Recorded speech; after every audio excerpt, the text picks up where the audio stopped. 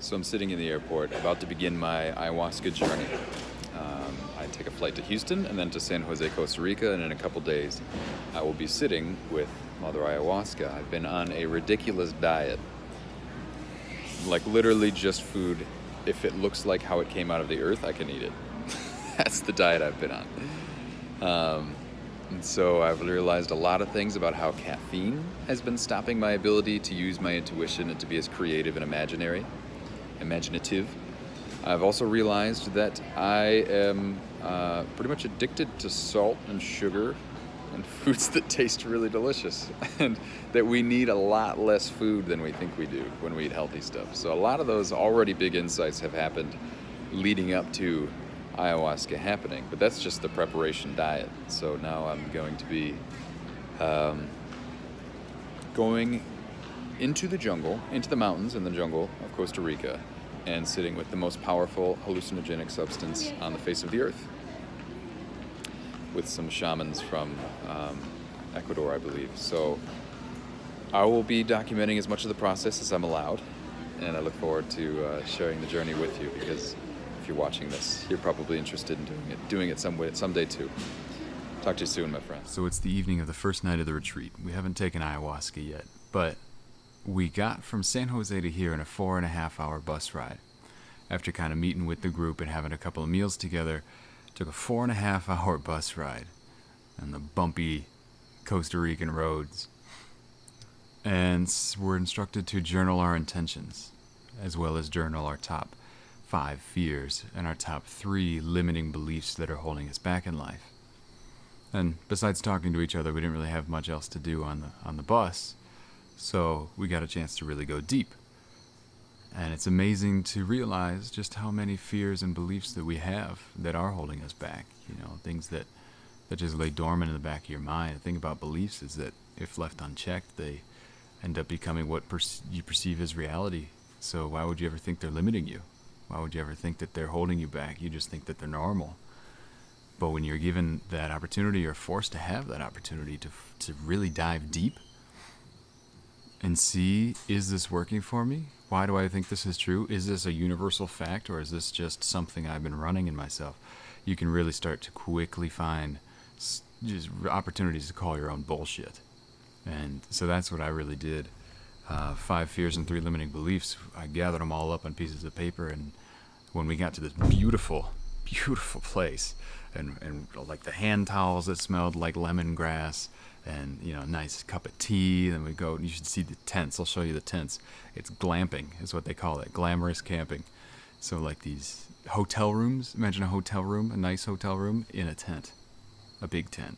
So it's amazing. But we got to those, and shortly after we got settled in, they had us go to the fire, and we had this beautiful ceremony with some intention setting and eye gazing, and really what it really felt like is like what it means to be human before we invented an industrial system in a Western society where we're racing and we have this construct of what life is. Like, what if humanity was just people loving each other around a fire, like staring at each other's eyes and really appreciating each other?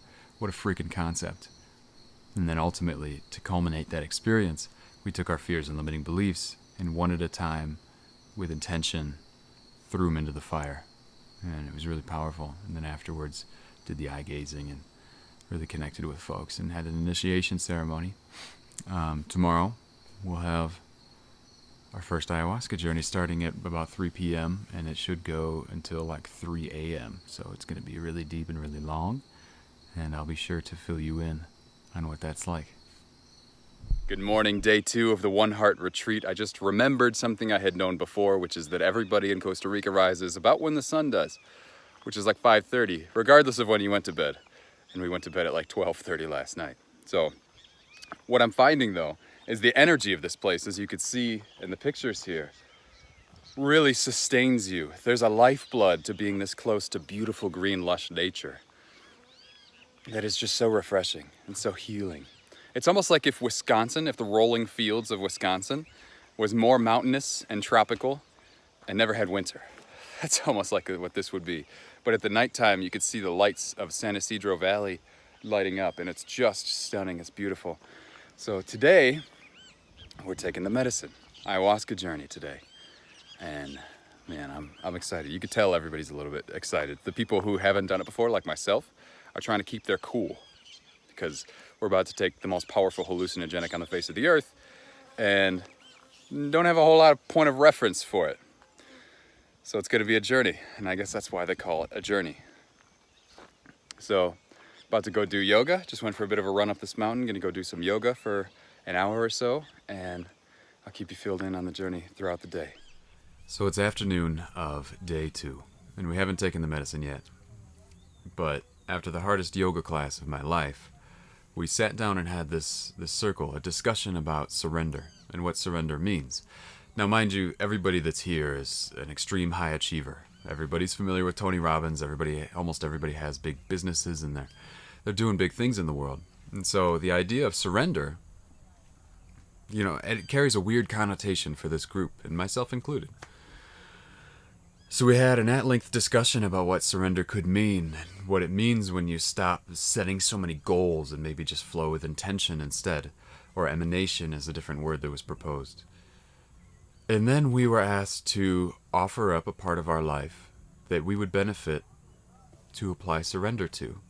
What is something in our life that we could surrender to, and why would that be valuable or important to us?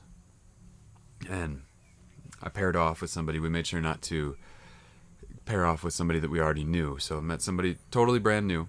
And I started to tell her the story about how, and you may know this if you follow me much, but the story about how my mom fell down the stairs when I was 14. And then I was the one that came home and found her off the school bus. And although she was bleeding from a head wound in bed, I didn't call 911 because she told me not to. And I was 14. I didn't know what to do. And then I got to the place where, after she had finally gotten medical treatment and been life-flighted to get immediate brain surgery, I was sitting there after she got her 3rd straight CAT scan. And a nurse came out and told my sister and I that she's alive, but the mother you've always known is gone forever. That essentially your mother is dead and somebody new is here. And in that moment, I applied so much shame to myself for not calling and saving her. And I felt like a failure for not being the man of the house, so I dedicated my journey to proving to the world that I wasn't a failure, that I wasn't a loser. And through engineering and entrepreneurship and straight A's in school and all sorts of stuff, I did my best to prove to the world that I was a success. And I thought I had healed that, but what I realized today, before we've even taken the ayahuasca, I realized that I had forgiven my mom and asked for my mom's forgiveness, but never forgave myself. Never forgave myself. And so when I talked about surrendering, I realized that the most powerful thing I could surrender to is the idea that I have to become this multimillionaire to buy my mom a condo with full-time nursing care so that she doesn't die. The place she's in right now, a nursing home, it's just what Medicaid can pay for. It's not great. It's not, people are dying around her because of diabetes and poor medical conditions, and everybody gets medication all the time, and it's just not the ultimate health situation for her. And so there's this ticking clock inside of me to save her before she dies, to be successful, become a millionaire before mom dies. That's literally what I have been waking up with every single morning. And that's the reason why I haven't gone to bed immediately every single night. That is what has been driving me. And the fear of mom dying before I could save her has propelled me beyond my comfort zone and been the reason that I have succeeded enough to be here. But I'm finding that it will only drive me into a life that is full of strain and stress and grinding, and not full of surrender and love. Beautiful surrender, not giving up surrender, beautiful surrender. Surrender that enables love. I'm realizing now that a life not lived with love is a life wasted, no matter what your incentive is, no matter what dangling carrot you tell yourself you have or reason you have, if you are not fulfilled, you're wasting your time. And then the big breakthrough happened for me when I realized that I don't honor my mom just by getting her out of the nursing home. I honor my mom and her legacy and all the pain that she's been through by leading a life of love every minute of my day and being of service and leading with an open heart and surrendering to the opportunities the universe has all around me. And it wasn't an immediate breakthrough. That was kind of stirred up a couple hours ago. I came back to the tent here and was having a hard time connecting to my girlfriend.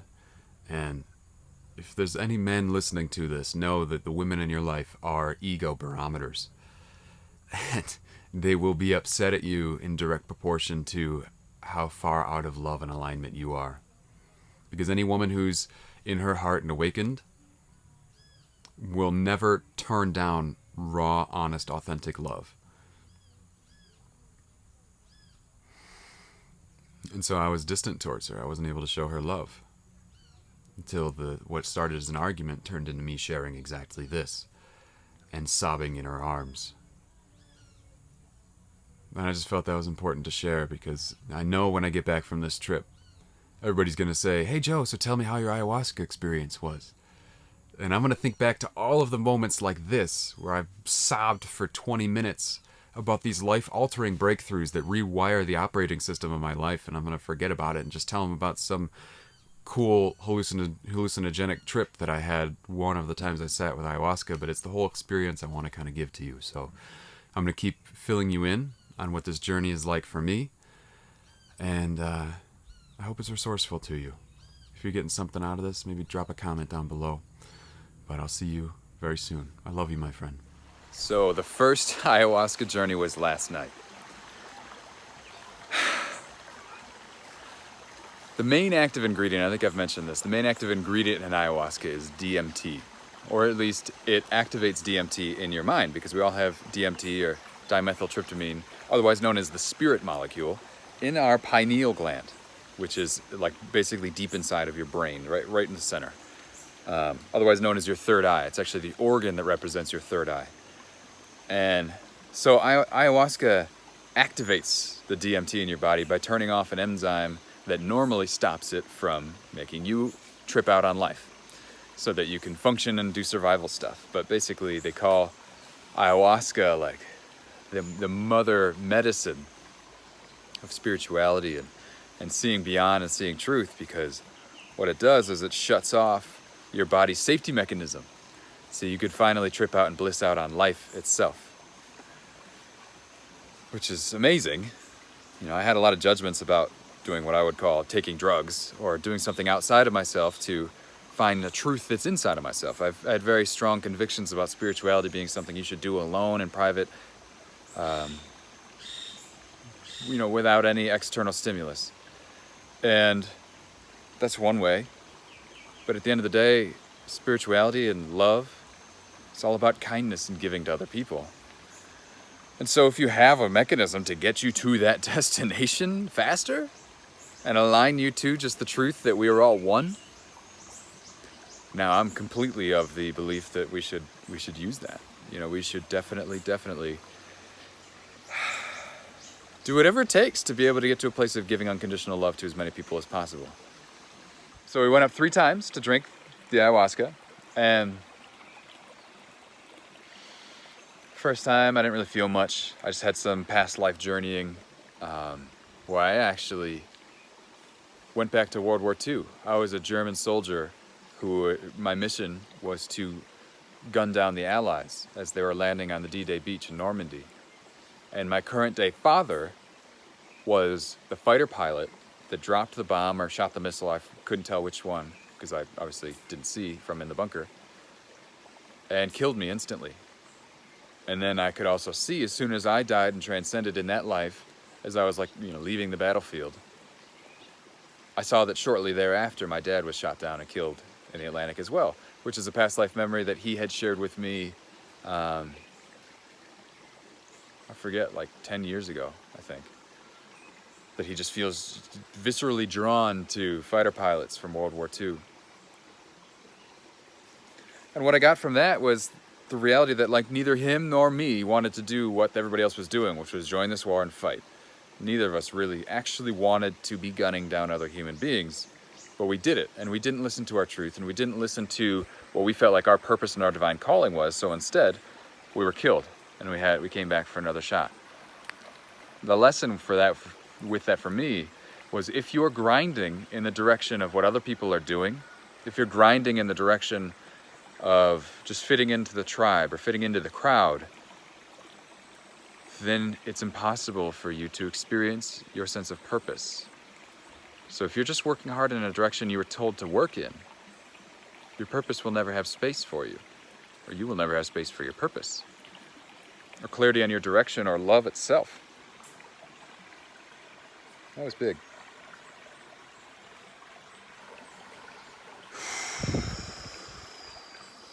That was big. But anyways, then it was time for the second round, and I drank the second thing of ayahuasca. This time was a full cup for beginners, because this was my first time. For beginners, he only gives a partial cup because he wants to see how our bodies handle it. And then I had a full cup, and then stuff really started going down. This is hard for me to explain because I literally feel like I lived 2 full lifetimes of experience last night. That's how amazing our human minds are, and our bodies and our spirit, all of it can get so activated that we can live entire lifetimes in a night.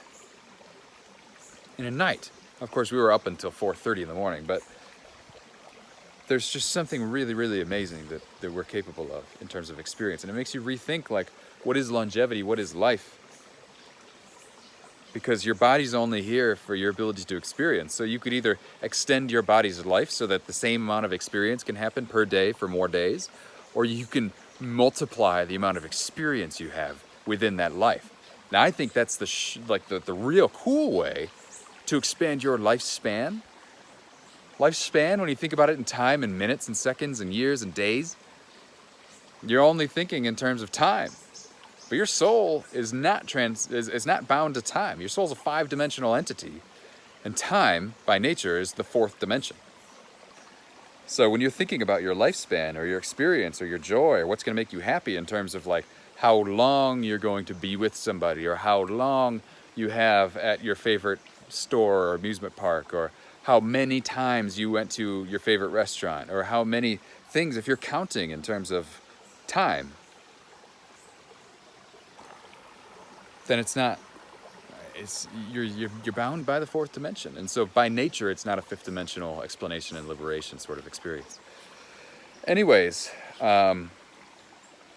second cup. Okay, how do I explain transformational psychedelic experience in words? And I'm doing this right now. I'm really, really trying to explain it because I watched a lot of ayahuasca documentaries and stuff before I took it, before I came down here to Costa Rica. And I was frustrated that everybody was so esoteric, because I just wanted like hardcore facts and something that would enable me to rationalize it, because what's really happening, here's what's really happening, is you learn who you already always were and who all of us already always are, which is deathless souls. And it's not in an esoteric way. When you experience a transcendental experience like this, you live that truth. You're in that truth of unconditional love, always. You're deathless. We're all deathless. I am not Joe McVean. That's just the label that's been given to me. That's what they slapped onto me. This body isn't me. It's just my soul chariot. Who we really are is the thing that transcends all of this. So it gave me an experience of that. And I lived my mother's trauma. My intention yesterday was to explore the karma that my mother lived and had passed to me, or that I had chosen to accept when I was 14, and I told you that story yesterday. I lived that karma. I saw her karma. I went back to her crying alone in bed when she was a teenager, when her brother died. And she was completely miserable, and she didn't know what to do. So she turned to security and wherever she could find it. She married my dad out of security, and that wasn't a fulfilled, soul-aligned relationship. Not because my dad's not great. He's an angel. Literally, he's an angel. But just because my mom was hurting so bad, she never learned how to self-love. And that hurt continued and continued and continued, and she numbed it with being an alcoholic, and that never was my pain. That never was my job to carry or hold. And I saw all of that, and I was able to see it from not being lost in it. It was really, really cool. I was able to see it just as an observer, and I sent her love instead of sympathy. Sent her love. And I could feel her receiving it.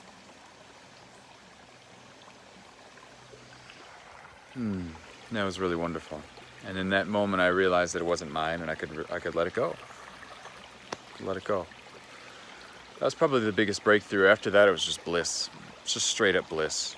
People were laughing. I mean, I was laughing. This music was happening. And meanwhile, what's physically happening, if you were watching me, my body was just shivering and vibrating and trembling and quaking. You know, there's just a lot of energy that's happening and fizzling away and all that stuff. If you ever meditated deeply and had some like Kundalini experiences of vibrating, or you get chills when somebody tells you something and you have to shake it off. You know, when somebody tells you something amazing that feels so true, you get the chills.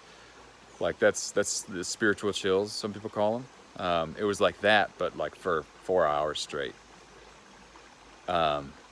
Meanwhile, I was just going on a kaleidoscope adventure through the beyond.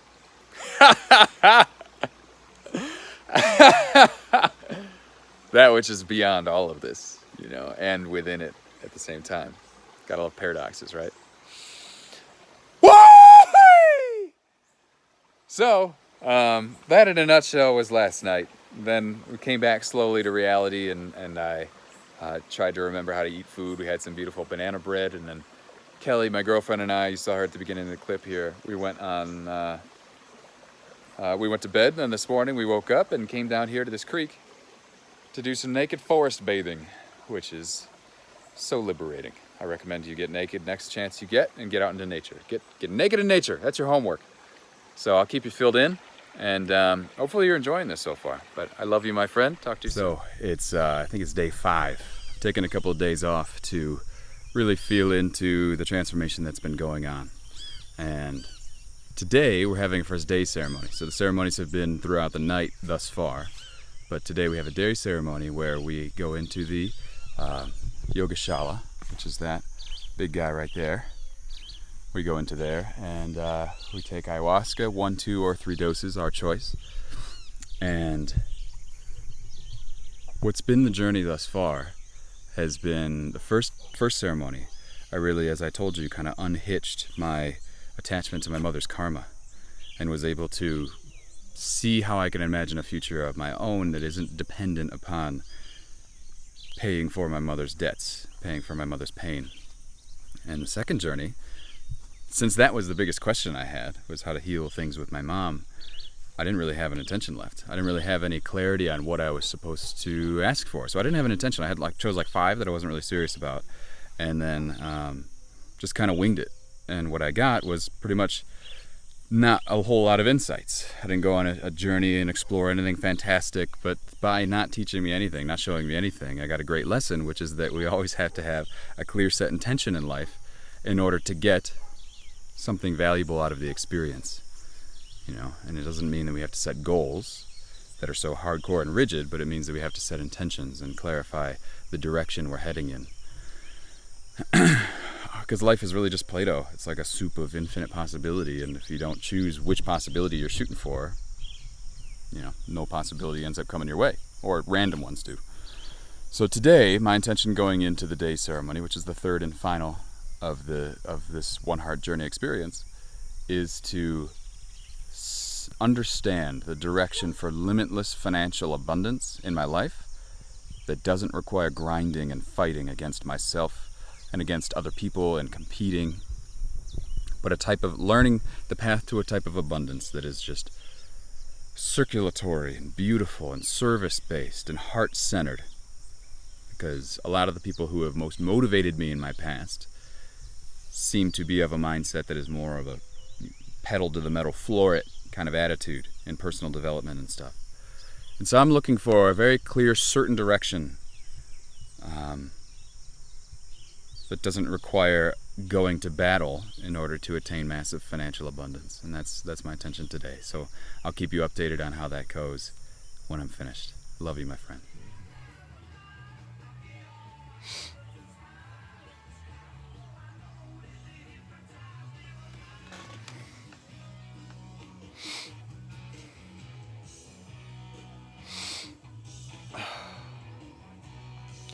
I peed myself 2 or 3 times, I lost count.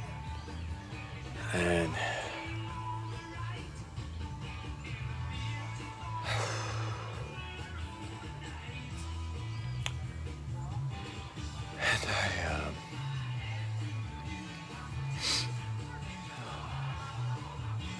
I forgave myself.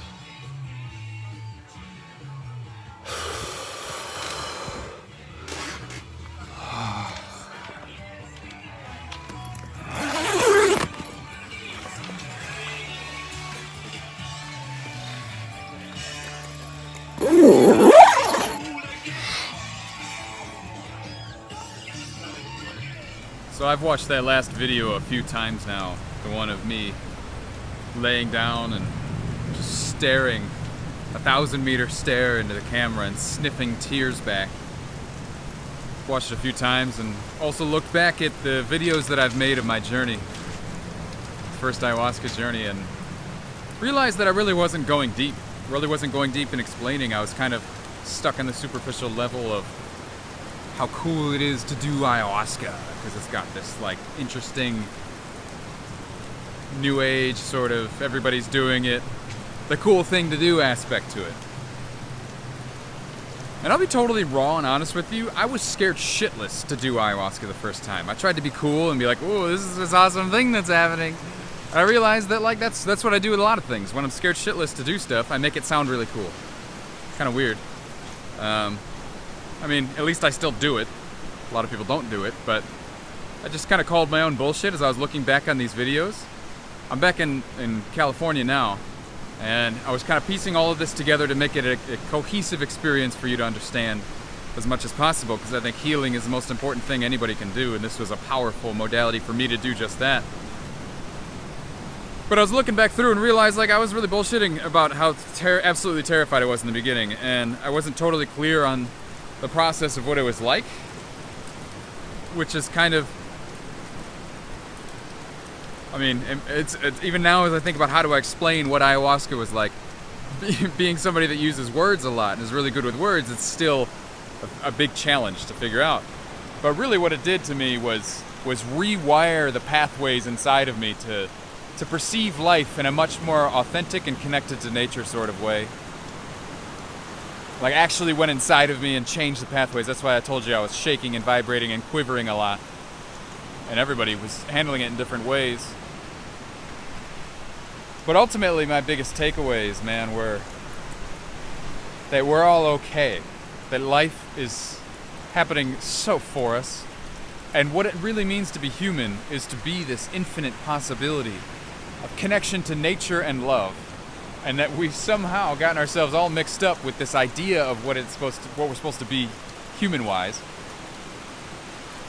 As like running through this matrix and doing this thing and going to cubicle jobs, and the biggest excitement of our life is making more money. Think about that for a second. When you ask somebody what they love about what they do, and they say money or the moment when I make more money, it's like it's like a mother who never has a baby, she's just pregnant and having cramps her whole life. Ridiculous. But that's kind of how we are. Like, we've fallen in love with this process that we don't actually love. We just fall in love with the idea that someday we're going to get the dangling carrot that's built into the game. You can never bite that fucking carrot. Because you're playing the wrong game. I took a look at my life and realized, while I was down in Costa Rica, I realized that my life revolved around me being on a screen, not in nature, and thus getting more people on screens. So like sitting in a coffee shop, running a digital marketing agency to get more people on their screens. And I realized, shit, there is love in that, because I do love what I do and I love my clients, but if I'm not spending time in nature, then I'm contributing to a system where nobody's spending time in nature. Because, like, you aren't the outcome of what you do. Or I said differently, the most powerful part of who you're being in the world is just that, who you're being, not so much the output that you're delivering. So if you're a miserable jackass, but you're delivering a beautiful product, the energy that you've added to humanity is miserable jackass. I don't care how beautiful it is, the thing. If you make the most gorgeous symphonies, but you live your life as a jerk, somehow that's going to be built into the symphonies. Or the real estate transactions. Or the books you write. Or the product management you do within your company. Whatever it is, it's like who we're being matters way more.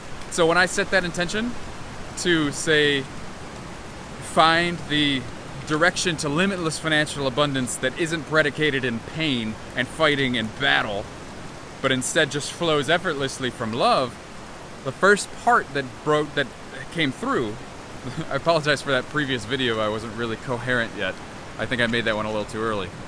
But the first part that came through was that most of our life we've been taught to do the right thing so that we can have the stuff we want and then we can be what we desire to be. Well, I realized that that's all rewired and mixed up. And so I was programmed to be aligned, fulfilled, happy, and wealthy in my energy. And from that place, do what makes me feel most in love with life. And then naturally you have the output of all of that stuff because you planted the right seed in the right soil, if that makes sense. So I went from do, have, be to be, do, have. And I don't think I invented that. I think that was a structure I picked up from a book somewhere. But I programmed it in. And what you saw in this previous video was me being wiped clean.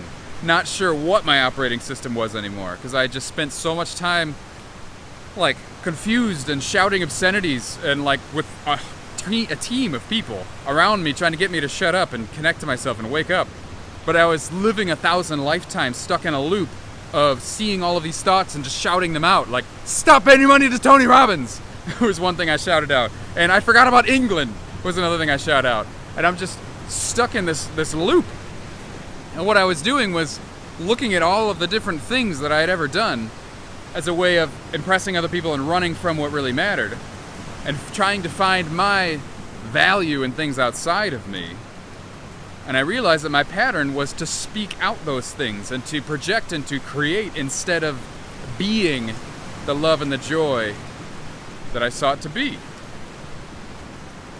And so finally all that started to shift when I put my hands on my heart and started deep breathing into myself and went into my own energy, and I burst into tears and started sobbing and finally accepted the new operating system of behaving from love and acting from a place of service connected to nature and joy and truth. And that was big. Once I had accepted that new operating system, I was like a newborn giraffe, covered in my own sweat and tears and piss and staggering around, wasn't sure how to eat or talk, as you saw in the previous videos. But now, as I've begun to integrate that into my regular life, I can tell you I'm liberated. Absolutely liberated. In fact, when I started on this journey, I wasn't sure that I needed or wanted an ayahuasca journey. In fact, I had plenty of stuff lined up, plenty of clients lined up, and plenty of things to do lined up. I could sit in a coffee shop and get stuff done, and in fact, that's what I wanted to do. Helicopters flying past. And that's what I wanted to do, but I realized that this journey was such a shortcut to the bliss that I sought on the other side of all that stuff, because all I really wanted was to feel connected and in love. And what it showed me was that I don't have to hard-ass my way through it as a lone wolf, because there's an energy of life that is here to support all of our dreams and all of our intentions.